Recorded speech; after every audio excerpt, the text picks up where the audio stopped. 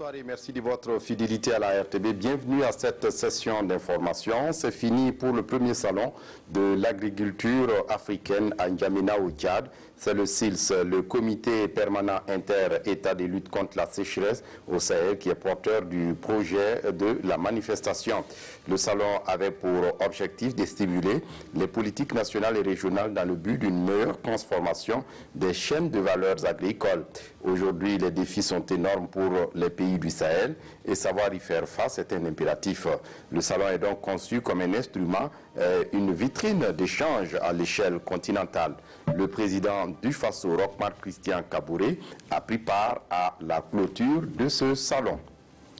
Et puis un atelier régional sur le plaidoyer en faveur de l'intégration de la nutrition et la gestion des risques de catastrophes dans les planifications locales au Burkina Faso. C'est tenu le mercredi 14 au jeudi 15 mars à Diapaga. Nous sommes dans l'est du Burkina. C'est un atelier organisé par l'ONG Action contre la faim et ses partenaires. Et l'atelier entre dans le cadre du projet Riziane, renforcement durable et de manière intégrée de la résilience des populations vulnérables à l'insécurité alimentaire dans la région de l'Est. C'est un projet financé par le Fonds fiduciaire d'urgence de l'Union européenne. La LONAB, la Loterie nationale burkinabé, forme ses cadres à Koudougou sur les principes qui régissent la commande publique au Burkina Faso. Un atelier qui doit permettre à ses participants de recevoir des connaissances sur les procédures de passation de marchés publics, mais aussi sur la commande et la fourniture des biens et services pour l'entreprise. Et puis la protection des données personnelles, c'est une conférence pour sensibiliser les étudiants de l'IAM à l'utilisation responsable des réseaux sociaux. C'est le ministère du Développement de l'économie numérique et des postes qui a organisé la rencontre au profit donc des étudiants de l'IAM. L'intérêt du thème, c'est pour la CIL, plutôt la Commission de l'informatique et des libertés, c'est d'aider les étudiants à prendre le contrôle de leurs données personnelles.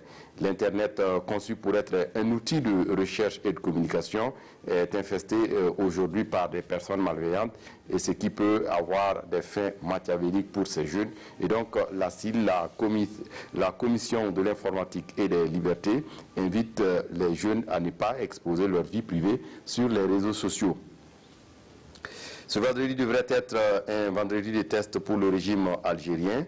Les citoyens, malgré le retrait de leur président de la course à la présidentielle, sont à nouveau descendus en masse dans la rue pour contester. Certains étaient arrivés la veille, craignant d'être empêchés de rejoindre la capitale.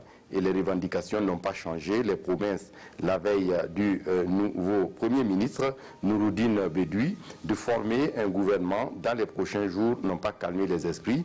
L'Algérie vent debout contre son vieux président depuis le 22 février dernier, dénonce aujourd'hui une mascarade constitutionnelle. Face à la colère, donc, Abdelaziz Bouteflika a en effet repoussé la présidentielle prévue le 18 avril prochain, annonçant l'élaboration d'une nouvelle constitution. Et donc, conséquence, il plonge sine die son 4e mandat au-delà de son expiration le 28 avril. C'est tout pour ce flash. Je vous retrouve à 20 h pour d'autres actualités. D'ici là, excellente suite de programme.